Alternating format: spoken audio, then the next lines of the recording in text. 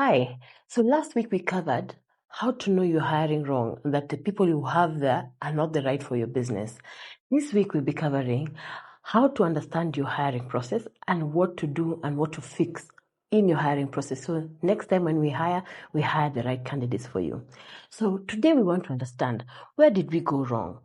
When we first hired, did we hire someone because we were available or because we were tired, or were we in a hurry when we were hiring and a position is required immediately? Really think about the reasons why you were hiring in the first place. If you don't have a structured, say, strategic plan or a manpower plan that tells you at this point you need to be hiring this position and another point you need to hire another position, it becomes a bit difficult. So what do you do in that case? And you're in this problem, you're not about to start all over again. Possibly sit down and think about what your business requires for the next 6 months or 1 year. Think about what products are you introducing? What is the strategy for that? What are the marketing requirements or sales requirements for your business? What level of expansion are you expecting in the year? That helps you think through a manpower plan per se, even if you don't do it the proper way, just to think about, okay, in a month or two, I need a salesperson. In 3 months, probably I need someone in ops, or I need someone in IT, or someone in social media. Some positions are a bit harder to hire, and I would say this from experience. Marketing, social media positions, you just don't get the quality you're looking for. And the people who are there, they are just not willing to work in the hours that you want. So some positions you might require to give it like 2 months to find the right person. Some positions you'll get within 2 weeks, say for example, for an accountant. So depending on the role, you need to structure it so that before you need that person, you have fixed your interview process, you fixed the time that you will require to get this person. Also, if you're not an expert in recruiting, find an expert such as us or the other agencies that help you find the right person. They have an understanding of how to check that this person is good for you. Another thing you really need to think about is, am I hiring someone to mirror my personality, or am I hiring someone with the skill set that I need?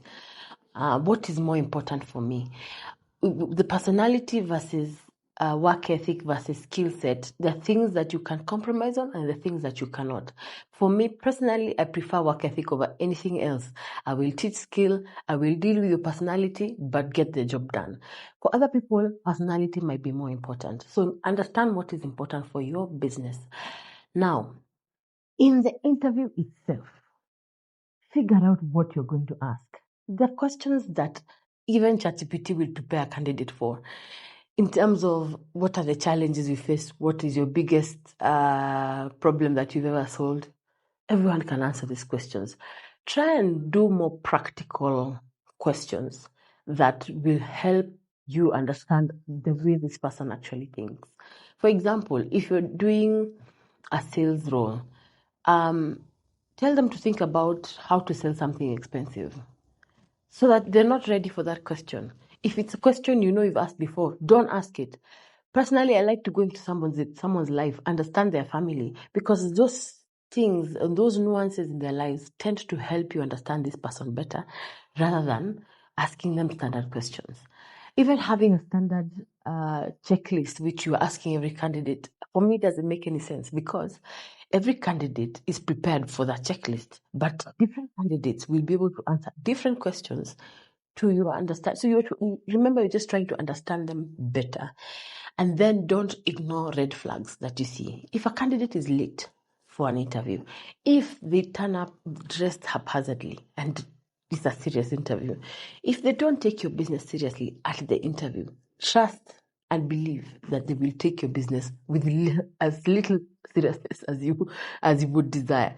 So those little red flags, you do not ignore, and ensure that you have really thought about and slept on it if you can, or pray about it and figure out, is this person really right for my business?